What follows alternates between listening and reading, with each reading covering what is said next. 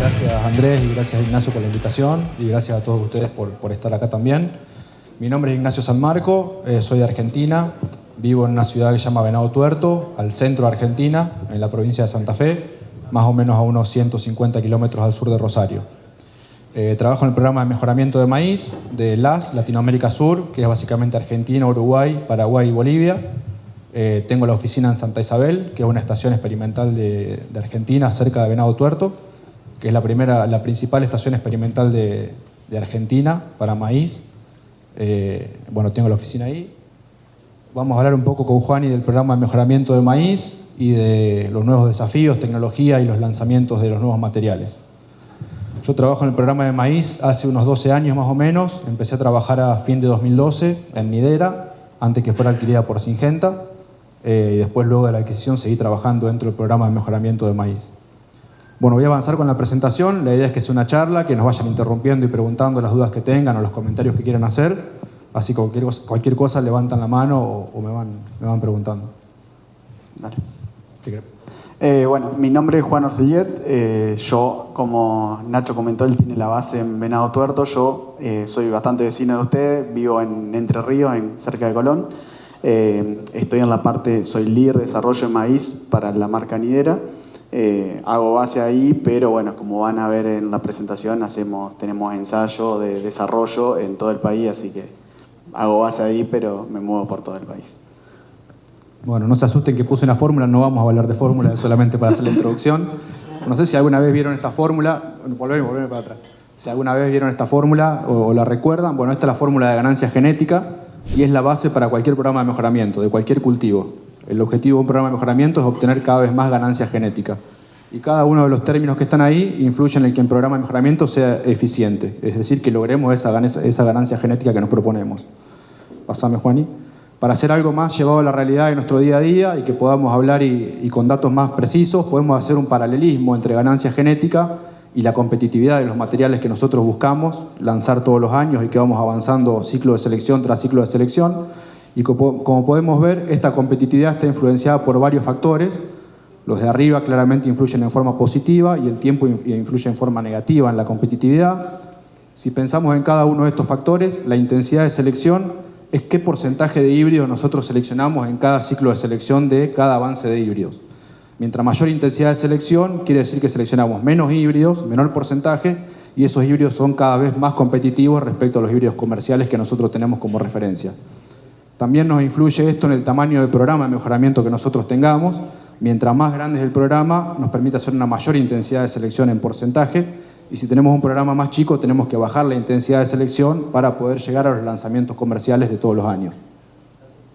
La precisión de los datos hace referencia a una gran cadena de los datos, desde que sembramos hasta que analizamos los datos. Necesitamos trabajar con datos lo más precisos posibles, de que sembramos que la parcela nazca bien, que tenga un buen stand, que cuando tomemos los datos sean precisos, que el programa estadístico que usemos sea el adecuado, que analicemos bien esos datos, que podamos hacer una predicción con datos genéticos buena, que vamos a ver más adelante. También nos permite tener mayor cantidad de ensayos para disminuir la interacción genotipo por ambiente, que en regiones donde siembra mucho maíz es muy importante. Cada genotipo interactúa con el ambiente de diferentes formas, entonces mientras más ensayos tengamos nos permite disminuir esa interacción. Entonces todos esos factores nos ayudan a tener una mayor precisión de datos y estar seguros que lo que estamos seleccionando realmente sea lo mejor de lo que tenemos en ensayos. Por último, la diversidad genética es cuán diverso es nuestro germoplasma base que estamos usando para el mejoramiento. Acá cuando hablo de diversidad no piensen en maíces colorados, morados y todas esas cosas raras, no, es el maíz normal, dentado, semidentado, flint, pero una base genética lo más amplia posible. Que esto nos permite ante cualquier imprevisto, por ejemplo como fue el corn stand o la chicharrita, tener materiales que se puedan adaptar y sobrevivan. Al tener más variabilidad siempre tenemos posibilidad de pescar cosas que toleren ese nuevo problema. Si hubiésemos tenido algo muy poco diverso o muy estrecho, hubiésemos tenido el problema que se hubiese muerto todo y no hubiésemos podido seleccionar nada. Y por último, el tiempo es el factor clave para ganar competitividad. Tenemos que ser lo más rápido posible en la toma de decisiones y en las selecciones que hacemos año a año para llegar al lanzamiento comercial lo antes posible y lograr mayor competitividad. Cualquier factor que nos demore acá hace que nos demoremos y perdemos competitividad respecto a nuestra competencia que lanza híbridos antes que nosotros. Bueno, entonces a lo largo de la charla vamos a hablar un poco del programa de mejoramiento, inversiones, innovaciones, cambios y desafíos. y después Juan iba a hablar de los lanzamientos, posicionamiento y manejo de híbridos. Esto es un poco el mercado de Argentina, para que ustedes vean cómo está orientado el programa de mejoramiento. Esta es la zona maicera argentina, donde ustedes ven los puntos rojos de mayor intensidad y mayor color, es donde más superficie de maíz se siembra. Tenemos todo lo que es centro-norte de Argentina, de Córdoba hacia el norte, son todas siembras tardías. En el centro del país está un poco repartido entre temprana y tardía, y luego todo lo que es núcleo y sudeste y sudoeste son siembras tempranas. No hay siembras de segunda, básicamente en Argentina, tempranas y tardías es solamente referido a la fecha de siembra. Siembras tempranas son entre septiembre y octubre y principios de noviembre, toda la zona centro-sur del país, y siembras tardías son a partir de diciembre, todo diciembre y los primeros días de enero. Y acá en la zona de Noanea, que es todo el norte de la Argentina, se siembra incluso hasta el 15, 20 de enero también. El mercado venía evolucionando hacia siembras tardías, como está sucediendo aquí también. La última campaña previo al problema de la chicharrita teníamos un 60% de siembras tardías y un 40% de siembras tempranas.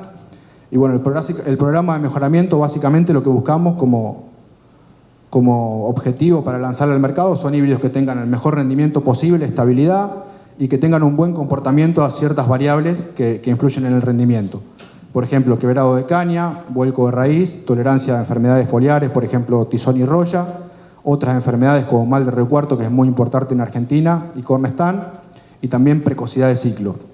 Estas variables que ustedes ven acá no se comportan en forma lineal, al menos en nuestro esquema de trabajo, porque tienen diferente importancia, depende de la zona en la maicera en la que estemos hablando.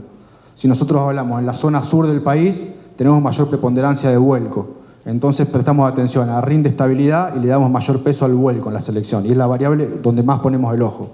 Si hablamos en el centro-norte de Argentina, principalmente Córdoba, siembras tardías, tenemos mayor preponderancia de quebrado, por removilización de nutrientes, el momento en el que cae la floración, el llenado de grano.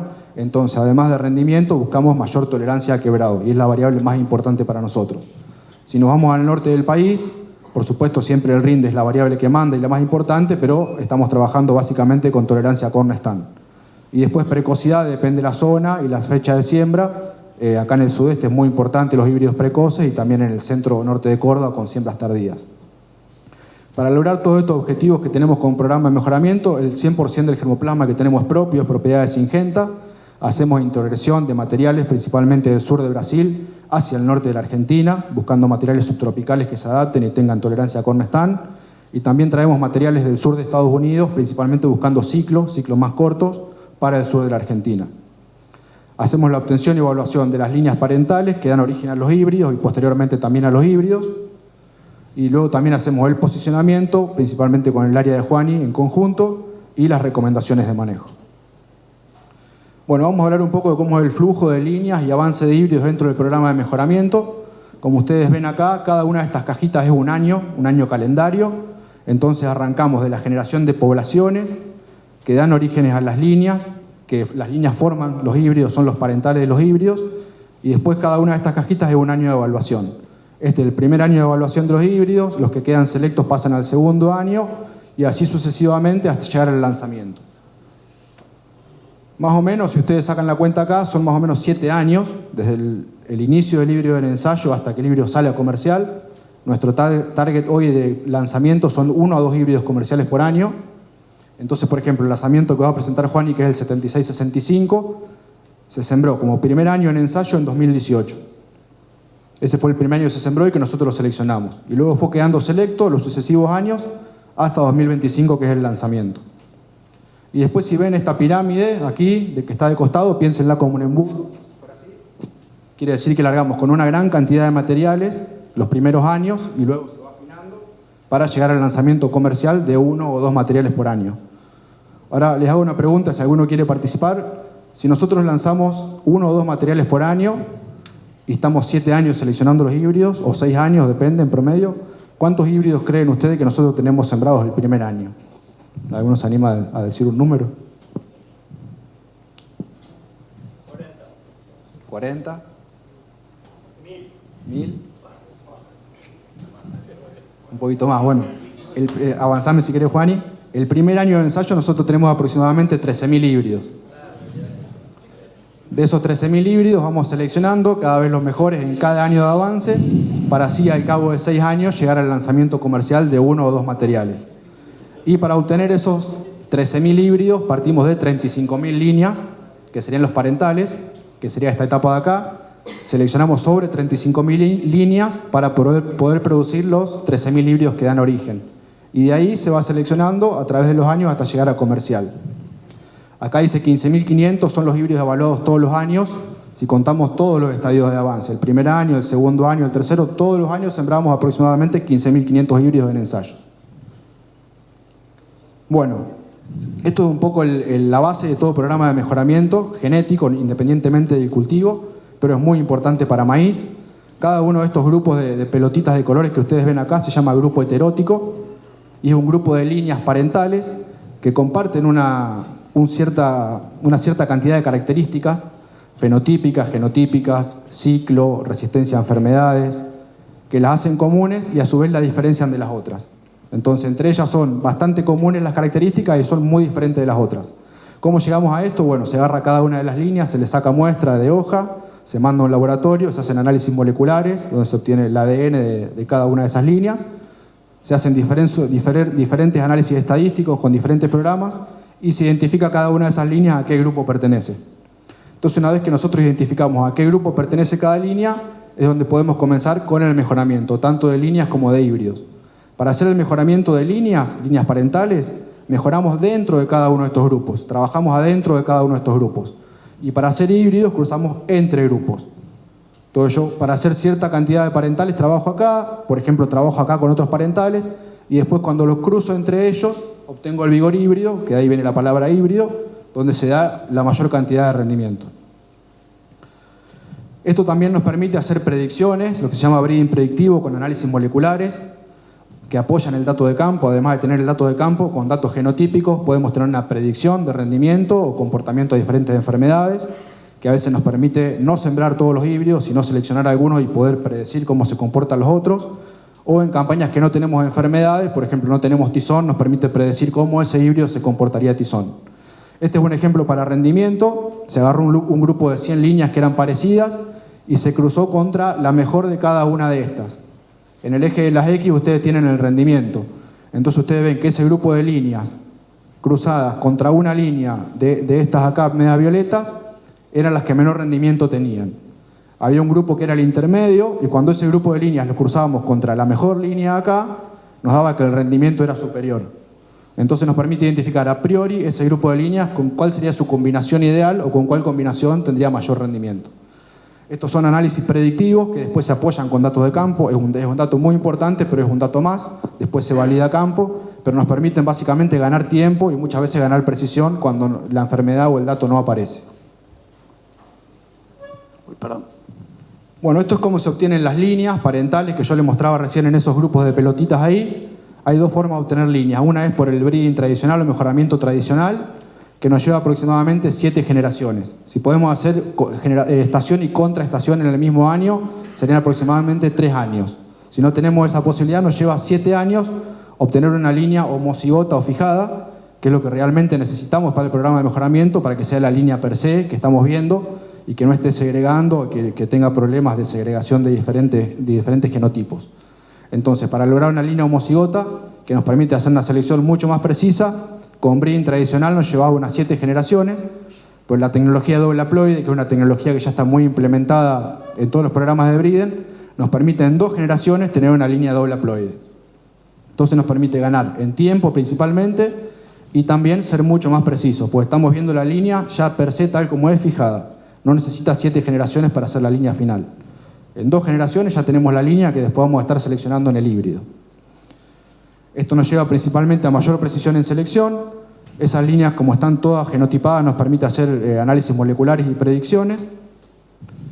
Y acá les muestro un poquito, les cuento rápido cómo se hace el proceso de doble haploides. Syngenta tiene una estación experimental en Guatemala, en una ciudad que se llama Jalapa, donde está el centro de conversión de doble haploides para casi todos los programas de maíz del mundo. Entonces todos mandamos nuestras poblaciones ahí y ellos nos devuelven las líneas doble haploides. Entonces en la primera foto ustedes ven una población que mandamos nosotros a la izquierda y el maíz de la derecha es un inductor, que es un inductor de haploidía. Ese inductor le tira polen a nuestras poblaciones y mediante un proceso fisiológico y ciertas cosas genotípicas que no vamos a entrar en detalle, evita la duplicación de los cromosomas. Entonces esa línea, cuando forma sus gametas o sus semillas, tiene un solo juego de cromosomas en lugar de tener dos como tiene todo el maíz, digamos. Se queda con un solo juego de cromosomas. Luego de esto se hace el rescate de embriones. Con el grano está bastante verde y muy húmedo, se rescatan embriones para acelerar tiempo y no esperar a madurez fisiológica. En laboratorio se hace el rescate de embriones y duplicación del cromosoma. Se agrega un agente químico que ese juego de cromosomas que quedó se lo duplica. Entonces ahí tenemos directamente la línea homocigota, porque tenía un juego de cromosoma y se duplica, quedan los dos juegos exactamente iguales. Entonces ahí ya tenemos la línea homocigota final. Luego se hace el cultivo de los embriones, se hace una serie de trasplantes, primero a unas pequeñas cajitas de Petri, luego al invernáculo en pequeñas macetas, se llama rusticación porque se dan condiciones de temperatura y humedad para que la planta se vaya adaptando. Piensen que es una planta mucho más débil porque no tuvo esas 7 generaciones para ir convirtiéndose en homocigota, sino que en un año pasó de ser una población a ser una línea. Entonces son líneas mucho más débiles. Acá se hace una rusticación, eso se trasplanta a la tierra en un invernáculo, se poliniza individualmente cada plantita, se junta polen, se tira el polen y se cosecha, cada una de esas espigas en forma individual. Y cuando cosechan esa línea doble haploide, la mandan a Argentina, donde nosotros la sembramos, evaluamos la línea y producimos y evaluamos los híbridos. Bueno, estas son nuestras estaciones experimentales, las principales que tenemos para maíz en Argentina.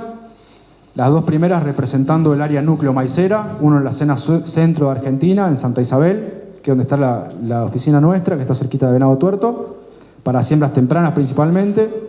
Una en la zona norte de Argentina, esto es Córdoba, Jesús María, esto es más o menos a 150 kilómetros al norte de Córdoba capital, donde estamos posicionando principalmente para acelerar nuestro programa en siembras tardías, fecha de siembra tardía y todo lo que es norte, no AENEA de la Argentina. Y tenemos una estación de apoyo en el sur de la Argentina para algunos proyectos particulares, que es CAMET, que esto está cerquita de Mar del Plata. Bueno, acá un poco las características. Esta foto de acá arriba es la estación de Santa Isabel, que es nuestra estación principal, donde hacemos base la mayoría de las personas que trabajamos en investigación y hacen base todos los equipos de siembra, cosecha, que se hace todo con personal y maquinaria propia, están todos basados en Santa Isabel. A su vez acá se hace todo el procesamiento de semillas, todas las líneas que se cosechan, las líneas que se siembran y todo pasa por acá. Se hace la trilla individual espiga por espiga, se hace el curado individual de cada una de las espigas, de cada uno de los híbridos, se hace todo acá en Santa Isabel. Y luego tenemos la estación nueva que está en construcción y en desarrollo, que hace 4 años que estamos acá, que sería la estación de Córdoba, donde hacemos foco en todo el maíz de siembras tardías. Se siembra todo el material que va para siembras tardías acá y tenemos una pequeña oficina donde está toda la gente que hace el trabajo operativo y donde nosotros también vamos bastante seguido cuando vamos a hacer las evaluaciones. Y después la estación de CAMET, que tiene principalmente foco en girasol y nos dan soporte con algunas actividades también. Bueno, esto siendo la estación de Córdoba, del norte de Córdoba. No se olviden que estamos acá en la primera etapa del proceso que le nombré, todo lo que es el mejoramiento de las líneas. Este es un campo de cría o una nursery, donde todo lo que ven ustedes acá, cada uno de esos cuadraditos o puntitos que se ve es una línea. Tenemos aproximadamente 50.000 surcos. No cada uno de esos surcos es una línea, depende en qué estado está esa línea, puede que cada línea se siembre un surco, o a lo mejor la misma línea se siembran 4 o 5 surcos, depende de cuánta cantidad de semillas necesitemos. Acá, esta es una foto de febrero de este año, acá pueden ver, se ven los diferentes ciclos de las líneas, las cosas que estaban más secas, esto que estaba todo más verde probablemente es material subtropical, que estamos trabajando para el norte de la Argentina. Acá atrás también se ve material mucho más verde. Se hacen aproximadamente unas 360.000 polinizaciones, cuando se agarra el polen de la panoja y se tira en las barbas para generar la autofecundación. Esto se hace todo a mano, se contrata un equipo de gente que está en la temporada, que hace las polinizaciones a mano, se cosecha a mano, se hace todo, es todo trabajo manual. Acá pueden ver, este es un ensayo particular para tizón, que se hizo también en el norte de Córdoba. Esto es con inoculación artificial. Se genera el tizón en los laboratorios de Santa Isabel, se genera el inóculo, se cría el inóculo, luego se traslada hacia Totoral, al norte de Córdoba, y se aplica con un dron. Se aplica el inóculo de maíz, de Tursicum, de tizón, con un dron al cultivo de maíz, a este ensayo particular, para asegurarnos de tener la infectación de la enfermedad. Y luego se toman los datos. Como pueden ver acá en este caso las líneas van de a 2 surcos. Entonces pueden ver líneas que están completamente verdes sin ningún problema y líneas que están completamente secas por infestación de tizón. Entonces nos permite asegurarnos de tener la enfermedad para poder tomar el dato, hacer la selección y después poder calibrar estos datos con modelos de predicción. teniendo el genotipo de la línea, haciendo un análisis con el fenotipo, que es lo que nosotros tomamos acá, nos permite predecir cómo se va a comportar esa línea en zonas donde hay tizón, en años que no tengamos la infestación. Y esto después también se puede utilizar para híbridos, que es la mayor validez, se aplica de la misma forma. Con los datos de la línea se puede predecir el comportamiento del híbrido. Bueno, después acá son fotos de la cosecha para ejemplificarles cómo se hace todo manual. Cada una de estas espigas se cosecha en forma manual, se pone en bolsitas y se envía a Santa Isabel, donde primero va la secadora, después se trilla con máquinas de espiga individual, que son todas máquinas chiquitas, y luego se hace el curado para la próxima campaña, para sembrar tanto líneas como híbridos. Por supuesto, como les dije, estos materiales que se ven más verdes acá son híbridos subtropicales o líneas subtropicales que estamos trayendo del sur de Brasil, tanto líneas como híbridos, para ver la adaptación de las líneas acá y poder combinarla con nuestro germoplasma, para lograr la mejor adaptación al mejor rendimiento para la zona norte de Argentina. Ahora pasamos a lo que les contaba recién, era todo relacionado a líneas. Ahora pasamos al avance de híbridos, las etapas de selección de híbridos antes del posicionamiento. Acá tienen el mismo mapa que veíamos hoy acá a la izquierda, y cada uno de los puntitos celestes es un ensayo, donde hay un ensayo de híbridos de rendimiento de Syngenta. Tenemos aproximadamente 60 localidades de investigación, más unas 135 del equipo de desarrollo, donde participa Juani. Eso suma un total de unas 200.000 parcelas de ensayos sembradas en toda la Argentina, donde están los híbridos que avanzan todos los años. Como les decía recién, eso se hace con maquinaria y equipo propio de Syngenta. Syngenta es propietario de todas las cosechadoras y sembradoras experimentales, que son de 4 surcos, son máquinas chiquitas preparadas para cosechar parcelas. Y todos los datos que se obtienen acá de estas 200.000 parcelas o de esta cantidad de ensayos van a una base de datos que nos permiten hacer la selección todos los años de los mejores híbridos y también alimentar nuestros modelos de predicción genética. Acá al medio hay una de esas localidades donde pueden ver en la parte izquierda o de la mitad hacia abajo son parcelas más grandes, nosotros les llamamos macroplots o mini strips, y son los híbridos que están previo al lanzamiento comercial, en los estadios más avanzados de avance, donde son parcelas mucho más grandes. Y hacia el lado derecho o en la parte superior de la pantalla son microplots o microparcelas, donde están los primeros estadios de avance, y como son gran cantidad de híbridos tienen que ser parcelas mucho más chicas, porque si no la superficie sería imposible. Entonces los primeros estadios de avance están en parcelas más chicas, y a medida que se van seleccionando en los sucesivos años pasan a evaluarse en parcelas más grandes. Luego acá abajo ven, se está poniendo a prueba un dron, y esta es una imagen generada por un dron. Estamos volando el 100% de nuestros ensayos con equipo de drones, con diferentes objetivos. Uno es poder tener la calidad de las parcelas. Es muy importante cuando tenemos el dato de rendimiento de la cosechadora, saber que tuvimos un buen stand, y no tuvimos problemas de gaps de siembra o fallas de siembra que nos alteren el rendimiento. Entonces, con los vuelos del dron nos permite identificar el 100% de las parcelas y ver qué stand tuvo. Entonces nos permite descartar parcelas de bajo stand o parcelas que tuvieron problemas o fallas de siembra. Y después estamos calibrando algoritmos para poder hacer vuelco de raíz y quebrado de caña.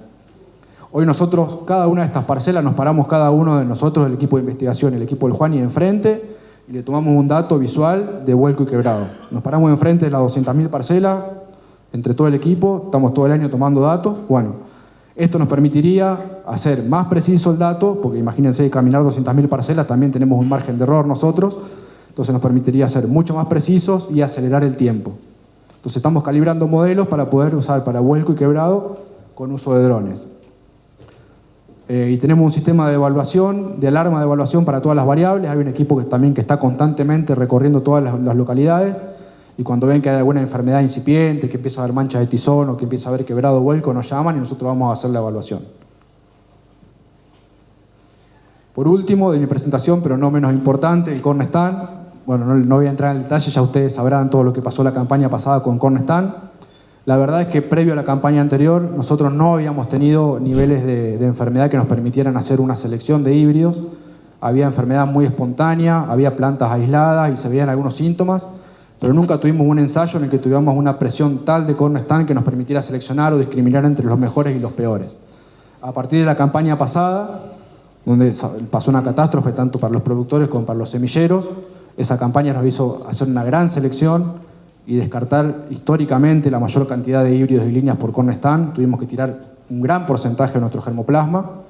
Y de ahora a futuro, por supuesto, para que no nos vuelva a pasar eso y lograr híbridos con cada vez mayor tolerancia, estamos tomando una serie de acciones que estamos desarrollando protocolo y que las vamos a llevar a cabo todos los años para poder hacer la selección independientemente de que la enfermedad vuelva o no, ojalá no vuelva más, pero si vuelve vamos a estar trabajando para que no vuelva a suceder eso. Entonces, aquí arriba a la izquierda es un protocolo que calibramos, se hizo en el invernáculo de Santa Isabel, para poder ver cuántas chicharritas infectivas teníamos que poner por planta. Hicimos ensayos poniendo, un testigo sin chicharritas, plantas donde había 12 chicharritas, plantas con 24 y plantas con 48 chicharritas. La verdad es que de 24 para arriba, es decir, los ensayos de 24 y 48 chicharritas, prácticamente se muere todo y no nos permite identificar entre los híbridos que tienen mejor comportamiento y los que tienen peor comportamiento. Entonces identificamos con el mejor tratamiento 12, incluso ahora estamos calibrando, y con 8 chicharritas por planta infectiva nos permite discriminar entre aquellos materiales que tienen buen comportamiento y mal comportamiento. Esto se hizo en el invernáculo de Santa Isabel, pero también se replicó en condiciones a campo en Totoral, ahí en la Estación Experimental de Córdoba, y en los invernáculos de Corrientes. Y después también estamos haciendo pruebas a campo. Se está haciendo en Norán, que es bien al norte de Argentina, al límite con Bolivia, sembrado bien tarde, en febrero o marzo, infestación natural, ahí está lleno de chicharritas en esa época. Es esta foto del medio. Acá ven claramente un híbrido que está muy afectado. Ahí fuimos a tomar los datos hace poco y estamos analizando esos datos. Luego estamos haciendo también trabajo en los invernáculos de Corriente. Tenemos toda la red de ensayo de rendimiento de NOA-INEA, que son más de 15 localidades para rendimiento, pero que a su vez cuando aparece cornerstand vamos y contamos también planta por planta, se pela espiga por espiga y vemos qué afección de rendimiento tenemos. Y estamos haciendo ensayos en el sur de Brasil. Yo estuve hace unos 15 días ahí recorriendo los ensayos del sur de Brasil, sembramos unas 8 localidades. Para ellos, safrina sería como una siembra tardía y zafra sería una siembra temprana. De estas 8 que sembramos, tuvimos infestación solamente en 3 de siembra tardía, así que estuvimos ahí tomando los datos y haciendo el conteo de plantas de nuestros híbridos de Argentina sembrados en Brasil para tener mayor presión. Así que nos trajimos esos datos, también lo estamos analizando. Como les dije, la campaña nos permitió sacarnos de encima todos los pedidos que eran muy susceptibles, que no habíamos tenido chance de evaluarlo nunca porque no habíamos tenido presión de enfermedad. Así que todo lo que era malo ya salió del programa y ahora estamos trabajando con fuerte foco para lograr tener cada vez algo que sea lo mejor del mercado. Tratar de lograr lo mejor del mercado y que no tengamos más problemas por el piroplasma. Bueno, eso es todo. Capaz que aceleré mucho, Juan, y te queda para hablar a vos. Bueno, si tienen preguntas o comentarios, quieren hacer ahora o si no después, no hay problema.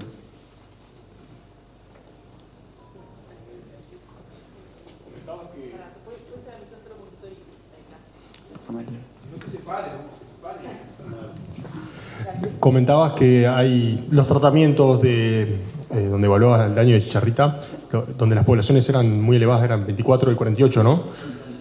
Todos los germoplasmas a esas poblaciones se morían.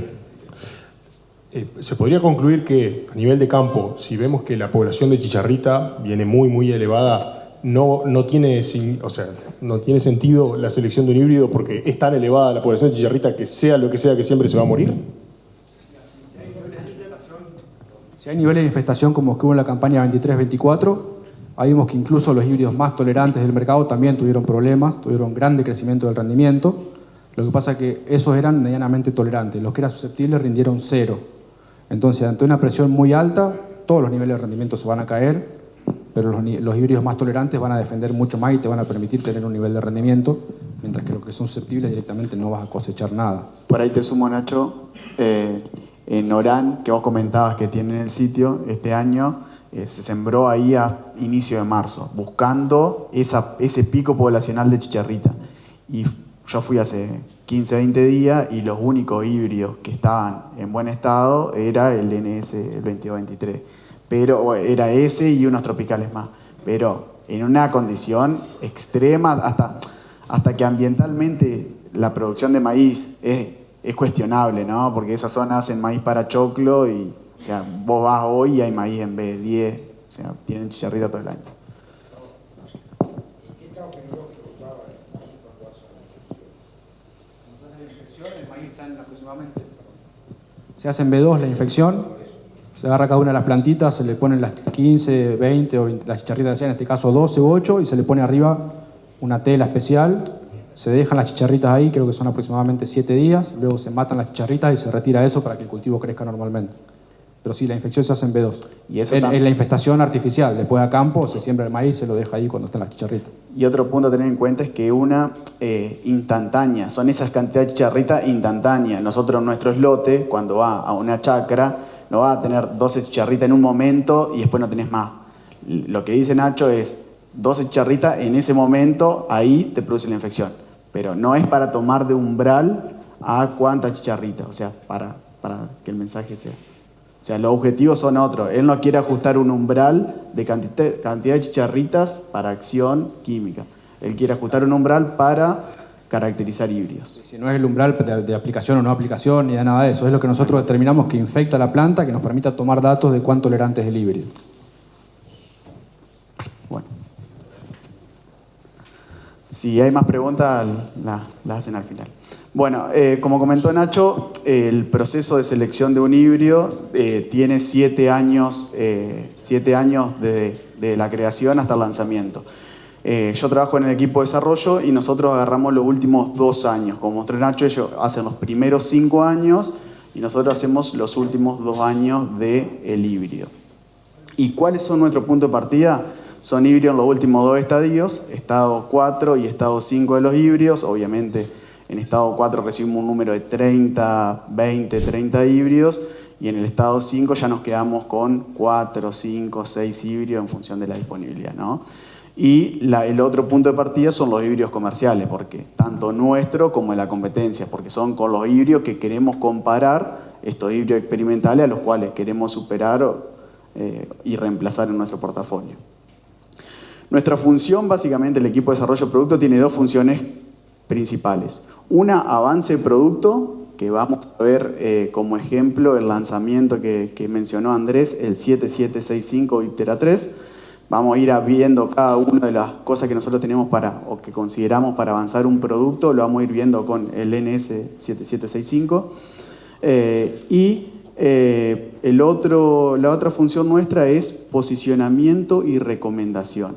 Posicionamiento, como decía Andrés, tenemos un portafolio, pero lo posicionamos para cada zona, para cada ambiente, y la parte de recomendación, que hoy bien hablaron cuando comentaron la experiencia del 7626, recomendación nuestra va de densidad, como decíamos, hacemos ensayos para determinar la densidad óptima, como de recomendación nutricional, ¿no? Esos 2 puntos. Y el destino final de tanto de posicionamiento como de recomendación son nuestras plataformas digitales. Bien dijeron que hicieron prescripciones con la plataforma Nidera, que ahora se llama Asista. Entonces, toda esta información es volcada a esta plataforma. ¿Y de dónde generamos todo esto? Para esto, algo Nacho mencionó, pero tenemos una red de ensayo hecha internamente con la maquinaria que vieron. En nuestro caso, en la parte de desarrollo de producto, tenemos 141 localidades. En Uruguay tenemos 3 ensayos o 3 sitios en fecha de siembras tempranas y 3 en fecha de siembras tardías, y el resto los tenemos en Argentina. Está bastante distribuido, como mencionó Nacho, muy en función de fecha de siembra temprana, fecha de siembra tardía templada, que eso le llamamos a lo que es zona centro del país, Córdoba, y tardía norte. Nosotros en tardía norte, Nacho comentó que ellos tienen 15 sitios, nosotros en la tardía norte tenemos, en NEA y en NOVA tenemos 40 puntos, algo así, 40 localidades. Y en cada una de esas localidades tenemos la evaluación hoy nuestros ensayos tienen alrededor de 50 híbridos distintos. O sea, tanto 6 estadios 4, estadios 5 y los comerciales, nuestro como de la competencia. Y a su vez tenemos una red de mini densidad. Esta red de mini densidad nos ayuda, como mencionaron hoy, a determinar la densidad óptima para cada ambiente. Entonces, paralelo a nuestra red de mini strips, como mencionó Nacho, tenemos nuestra red de mini densidad. Esta red de mini densidad obviamente que la hacemos en los últimos estadios del híbrido, ¿no? No en los estadios 4, sino en los estadios 5 y aquellos híbridos que son candidatos a lanzarse. Y también ponemos los comerciales que están en los primeros años de lanzamiento. Cosa de ir ajustando las curvas de densidad que usaron hoy. Hoy mencionar el caso de 7626 con un índice ambiental, un rendimiento promedio de 15, 16 mil kilos. Obviamente que lograr calibrar una curva de densidad a esos índices ambientales, no conseguimos eso. O sea, tenemos rendimientos de eso, pero no todos los días tenemos lote de maíz de 16.000 kilos para calibrar una curva de densidad para esos índices ambientales. Entonces, después le voy a comentar por cómo hacemos la curva de densidad, pero la idea es ir buscando índices ambientales desde los más bajos hasta los más altos. Como les mencioné, el avance de producto lo vamos a tomar de ejemplo el lanzamiento de Nidera, que es el híbrido que lanzamos esta campaña, NS7765 Viptera 3. Es un híbrido de máximo potencial de rendimiento y alta estabilidad, principalmente en fecha de siembras tempranas, excelente adaptación y estabilidad en fecha de siembras tardías, excelente agronomía y la mejor biotecnología para el control de lepidópteros.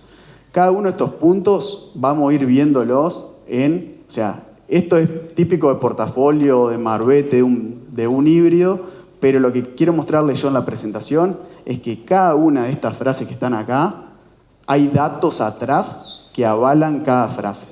Si no, al final de la presentación, díganme si hay alguna frase que figura acá que no está respondida con datos. Dato mata relato.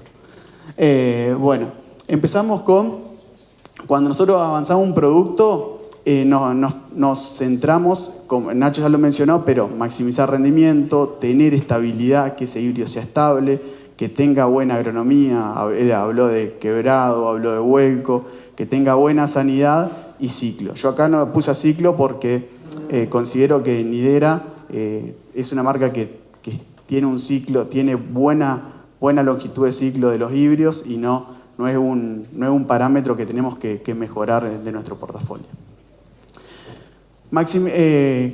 Cada uno de estos puntos los vamos a ver con el Nidera 7765. Cuando hablamos de maximización de rendimiento, cuando comparamos el rendimiento del híbrido versus el índice ambiental, ustedes van a ver mucho que dice IA. No es inteligencia artificial, sino es índice ambiental. ¿Qué es esto? Es el promedio de rendimiento de todos los híbridos de nuestra red. De los 50 híbridos que les dije que tenemos, el promedio de esos rindes. Cuando lo vemos en fecha de siembras tempranas, NS7765 está casi 500 kilos por encima del promedio de los híbridos. Y estos son híbridos comerciales, nuestros y de la competencia, ¿no? Con los experimentales también. En tardía templada vemos que está 300 kilos arriba del índice ambiental y en la tardía norte está cerca de 200 kilos. Ahora bien, si hacemos un zoom y vemos de dónde salen estos datos, vemos que cuando hacemos el Nidera, miro la pantalla acá porque me encandila mucho la del frente, vemos que están esos casi 500 kilos de diferencia y de dónde sale esta base de datos son casi un 4,5% por encima del índice ambiental y el N son 150 localidades. Eso nos da mucha fuerza y sobre todo que pudimos explorar mucho índice ambiental, o sea, muchos rendimientos promedio de 4 o 5 mil kilos hasta 16, 7 mil kilos. Y un dato importante de este detalle me parece el win rate es importante, es decir, cuántas veces le ganó este híbrido al índice ambiental, al promedio. En el 80% de las situaciones, este híbrido superó al promedio. Que en cuanto lo superó, y en promedio lo superó esos 500 kilos. Cuando vemos cómo está versus a dos híbridos nuestros, vemos que está casi 500 kilos arriba de 7621, que es un híbrido de buena performance, que está posicionado para ambiente de media y alta productividad en fecha de siembras tempranas. Y está 350 kilos, casi 360 kilos, arriba de 7761. 7761 es un híbrido que se lanzó hace casi 10 años, 9 años se lanzó en Argentina, y es uno de los híbridos más sembrados de Argentina, que hoy en día se sigue vendiendo y se sigue teniendo demanda. Pero vemos que supera ampliamente con diferencia significativa a 7761. Cuando vamos a la fecha de siembras tardías, vemos que esa diferencia de rendimiento, decíamos, de 300 kilos y el win rate, o sea, cuántas veces le gana el índice ambiental, el 70%. Vemos que no solo supera los índices ambientales, sino que también con mucha frecuencia, con una frecuencia alta. Y cuando lo comparamos con dos híbridos que posicionamos para fecha de siembras tardías, vemos que está 600 kilos arriba de 7818. Obviamente estamos hablando de un híbrido que fue lanzado en el 2018, ¿no? Entonces, está esa ganancia genética que el equipo, que Nacho le mostró que tienen con su equipo, con todo lo que ellos van implementando, y se termina traduciendo en los híbridos que terminamos usando. O sea, no todo lo que hacen ellos se ve reflejado en los productos que estamos lanzando, ¿no? Y bueno, y versus 79-21 está casi a raya que 79-21 para fecha de siembras tardías. 79-21 en fecha de siembras tardías, el año previo a lo de Spiroplasma era el híbrido que había ganado la red de todos los híbridos, tanto nuestro como la competencia. Entonces, que esté igual a 79-21 en fecha de siembras tardías es un buen indicio. Y versus 79-21 tiene algunas bondades con respecto a lo sanitario y a lo agronómico especialmente, que lo vamos a ver. Bueno, otro punto clave es la estabilidad. Cuando vemos estabilidad, vemos cómo rinde ese material o ese híbrido, tanto en ambiente de baja como en ambiente de alta. Cuando vemos a 7765 versus el índice ambiental, vemos que dijimos que lo superaba en fecha de siembra temprana en 500 kilos. Pero vemos que la pregunta es ¿en qué rango de índice ambiental lo supera? Acá vemos que está siempre arriba del índice ambiental y en todo el rango de índice ambiental, valga la redundancia. Desde 4.000 kilos siempre está arriba o en 16.000 kilos está arriba del índice ambiental. O sea, vemos que es un híbrido estable, que no es fácil conseguir estas cosas. Y cuando lo comparamos en fecha de siembra tardía, vemos el mismo comportamiento. Acá marcamos por debajo de 7.000 kilos, está por encima del índice ambiental, y en este caso por debajo de 8 para fecha de siembras tempranas. Y si lo comparamos con un híbrido conocido y un híbrido que hoy hablaron en los testimonios, con 76-26, que sabemos que es un híbrido que lo posicionamos para fecha de siembras tempranas y para ambiente de media a alto potencial. En las condiciones que hablaron hoy, de 16.000 kilos, fíjense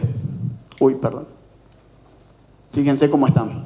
16.000 kilos están bastante parecidos, incluso es muy probable que en ese rango de índice ambiental de 16-15.000 kilos siga ganando el 76-26. Pero cuando lo comparamos en índices ambientales bajos, el híbrido estable es 7765. Entonces, un poco la idea de mostrar esto es que en un híbrido no solo miramos cuánto rinde más, sino la estabilidad que tiene ese híbrido y en función de eso también va el posicionamiento. Por eso cuando Andrés le dice 76-26 es para ambiente de media y alta, porque realmente con lo que conocemos el híbrido es a donde muestra su máxima performance el híbrido, donde más le vamos a sacar el jugo. Entonces es importante que sigan, o sea, parece una frase comprada del libro, pero realmente atrás de esa frase hay dato, o atrás de ese relato hay dato. Bueno, ya pasamos a... Perdón. Sí. Esto es todo en secano. Todo secano. Nada más que hay ambientes en Argentina que en secano sacamos 16.000, 15.000 kilos. En zona núcleo, todo secano. No, todo secano. No tenemos ensayo en río. No tenemos ensayo en río. Que por ahí lo que se buscaría con riego es conseguir esos ambientes arriba de los 15.000 kilos, o sea, arriba de 16 no tenemos ninguno, ¿no? Lo que se podría buscar con riego es ambientes más de alta que son menos frecuentes, ¿no? Claro. Nacho comenta que en las extensiones experimentales sí hay riego para mantener las líneas y demás, pero esto en la parte de evaluación de híbridos, no, tenemos todo en secano.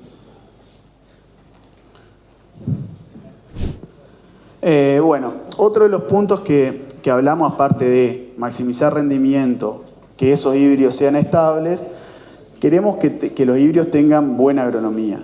Y dentro de agronomía, Nacho mencionó vuelco, quebrado, green snap.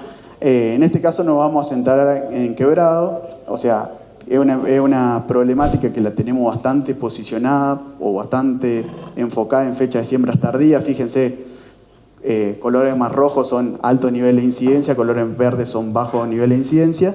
Y fíjense que la problemática está centrada en la provincia de Córdoba, básicamente porque principalmente fecha de siembras tardía, mucha removilización y más probabilidad de quebrado.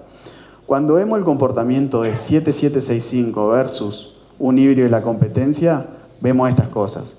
Este gráfico se muestra el porcentaje de quebrado en función de y la frecuencia acumulada, ¿no? El verde, la línea verde, el competidor, la línea amarilla 7765 y la línea gris es el índice ambiental. Ustedes ven que 7765 siempre está muy por debajo del competidor y muy por debajo del promedio de los híbridos. Y fíjense, solamente en el 5% de los casos está por encima de 10% de quebrado. O sea, esto nos da a nosotros que el híbrido se comporta, no solo miramos el promedio, si al mirar el promedio versus el competidor, se quiebra un 4%, el competidor se quiebra el 30%. Es terrible la diferencia. Pero cuando vemos la frecuencia acumulada, vemos que es muy poco probable que este híbrido se quiebre. Esto que nos da a nosotros conocimiento de nuestros materiales, pues ya sabemos qué probabilidad de quebrarse tiene este producto. Entonces, cuando traemos un reclamo, sabemos qué probabilidad de que alguien venga a reclamar quebrado de este producto. Son prácticamente nulas. O se puede llegar a quebrar, los híbridos, el resto de los híbridos debería estar en peores condiciones, ¿no? Y bueno, siguiendo con lo agronómico, una caracterización del híbrido, vemos que para vuelco tiene muy buen comportamiento, la escala va de 1, excelente comportamiento, a 9, deficiente, ¿no? Vemos en vuelco tiene comportamiento bueno, en quebrado, como les mencionaba, tiene excelente comportamiento, y el Green Snap un comportamiento intermedio. Bueno, y ya pasando, hay un boca de urna, le voy a mostrar algunos datos de esta campaña de quebrado. Recientemente que sacamos la semana pasada, además todavía no se publicó al público de Nidera, pero vimos esta campaña que es una campaña bastante típica de quebrado de tallo. O sea, vemos que históricamente nosotros en el 20% de los ensayos determinamos quebrado de tallo. Y esta campaña, casi el 14-15% de los ensayos tenemos quebrado de tallo.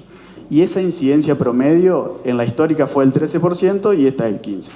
Estos datos nos indican de prevalencia e incidencia y decimos, bueno, estamos ante una campaña típica de quebrado de tallo. ¿Cómo se comportan nuestros híbridos? Bueno, vemos esto. Vemos que cuando vemos nuestro híbrido de Nidera, 7765, el de mejor comportamiento a quebrado, como le decíamos, como le mostramos, tenía un 1 en quebrado, o sea, excelente comportamiento. Después, 7624, Andrés le comentó que era un híbrido para posicionarlo en fecha de siembra tardía, con potencial de silo, etcétera, etcétera. Vemos que también tiene excelente comportamiento al quebrado. Y bueno, cuando nos comparamos con los competidores, vemos que nuestro portafolio está posicionado entre comportamiento excelente a muy bueno para este atributo agronómico, ¿no? Bueno, cuando vamos a sanidad, vamos a mostrar un ejemplo de tizón común, también es una enfermedad que la tenemos bastante escoriada y medida principalmente en la fecha de siembra tardía, como mostraba Nacho, en ciertas situaciones cuando no tenemos infección o se tiene planificado infecciones artificiales para caracterizar no solo las líneas como contó Nacho, sino también los híbridos. Muchas veces caracterizamos híbridos por esas infectaciones artificiales. Y esto nos permite hacer este tipo de gráfico y de caracterizaciones de severidad de tizón versus el índice ambiental, o sea, cuánto estuvo en promedio y cómo se comportan nuestros materiales. Y cuando vamos a lo sanitario de 7765 vemos que tiene un buen comportamiento a tizón, excelente comportamiento a roya, un buen comportamiento a mal de Río Cuarto y comportamiento intermedio a espiroplasma. Andrés hoy le mencionó que 7626 es el híbrido de mejor performance de nuestro portafolio para espiroplasma. Bueno, este está un escalón abajo. Bueno, y para cerrarlo de 7765, una caracterización del híbrido es un híbrido de madurez relativa. Perdón la desprolijidad, pero generalmente cuando se presenta un híbrido se presenta primero la caracterización y después todo lo otro. Yo a lo que quise mostrar cómo vamos avanzando un híbrido y qué le miramos a un híbrido para avanzar, lo mostré de atrás para adelante. Entonces, bueno, a modo de caracterización es un híbrido de 118 madurez relativa, logrado día de floración 783, un peso de 1000 granos de 300 gramos, los 1000, una altura de planta de 2,30 metros, 2,27 metros y una altura de inserción de espiga de casi al metro de altura. Y en posicionamiento es un híbrido que ha posicionado a fecha de siembras tempranas, que lo vimos que era muy buena performance y no solo el posicionamiento geográfico, sino también en potencial de rinde vemos que va en toda la temprana y tardía también vemos que ha posicionado a toda la tardía templada como norte y demás. Bueno, otra cosa que me está apurando Andrés. Otra función de nuestro equipo de trabajo es el posicionamiento de los híbridos, no solo el avance, hasta acá todo lo que vimos fue avance de producto, cómo avanzamos el producto y cómo lo conocemos. Ahora es cómo lo posicionamos. Bueno, esta es una matriz para Uruguay de posicionamiento de híbridos, tanto para fecha de siembras tempranas como tardía o de segunda, y vemos para índices ambientales bajos, el primer híbrido que figura, en función de lo que venimos hablando, 7765, para bajos índices ambientales, y en índices ambientales altos, el primer híbrido que recomendamos es 7626. Esto es una matriz de recomendación que obviamente, en función de cuánto más arriba esté el híbrido, es el orden de prioridad. No es que no está recomendado para esa fecha de siembra, sino es que hay una mejor opción, está en función de la prioridad, ¿no? Basándose en rendimiento, tal cual. Bueno, y la recomendación de densidad, como les comentaba, tenemos unos 60 localidades con ensayo de densidad, con 2 niveles de fertilización, y con lo que queremos generar con esto es esa variación de índice ambiental, o sea, tener, en este gráfico 3D mostramos rendimiento, índice ambiental y densidad. O sea, cómo varía el rendimiento para cada índice ambiental en función de la densidad. En este caso tenemos, por ejemplo, un índice ambiental de 6.000 kilos y así llenamos, o sea, completamos toda la base o toda la gama de índice ambiental y podemos dar recomendación de densidad seguros para todos los rangos de índice ambiental. Por eso es clave que esta red nos pueda captar un rango de índice ambiental y recomendar tranquilos densidades para cada índice ambiental. Nuestros ensayos de densidad van desde 30.000 hasta 120.000 plantas. Hacemos 5 densidades en ese rango, ¿no? En todas las localidades. Y bueno, y eso nos permite a nosotros hacer este modelo de pasar de este gráfico de 3D a densidad en función de rendimiento para todos los índices ambientales. Y estas curvas nos permiten no solo determinar la dosis óptima biológica de densidad, es decir, la densidad a la cual yo tengo el máximo rendimiento, sino la densidad óptima económica, es decir, la densidad a la cual obtengo la máxima cantidad de retorno económico. Y todo esto lo volcamos en Asista, que es lo que comentaban hoy que habían usado para el caso 7626. Bueno, ¿cómo impacta todo esto en sus chakras y en sus resultados de cada año, ¿no? Bueno, un poco, y en función de lo que mencionó Nacho, gracias al trabajo de ellos, nosotros solamente hacemos la última evaluación y el avance, pero gracias al trabajo de ellos, acá se muestra ganancias genéticas, se muestra el rendimiento en función del año en lanzamiento. Ustedes ven a medida que pasamos o no, adelantamos en año de lanzamiento, el rendimiento en temprana ha ido aumentando. Cuando mostramos 2 ejemplos conocidos para ustedes, vemos 7818, lanzado en el 2018, versus 7765. Estamos hablando de un incremento de rendimiento entre estos 2 híbridos, ¿no? Esto realmente es fruto de todo lo que mencionó Nacho de ganancias genéticas.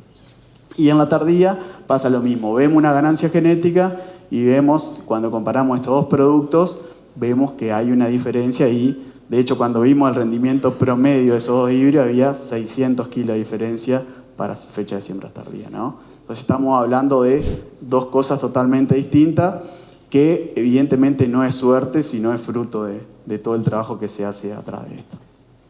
Y después lo que buscamos es buena agronomía y sanidad, esto obviamente para que no haya problema de quebrado, facilidad de cosecha, no haya vuelco y demás.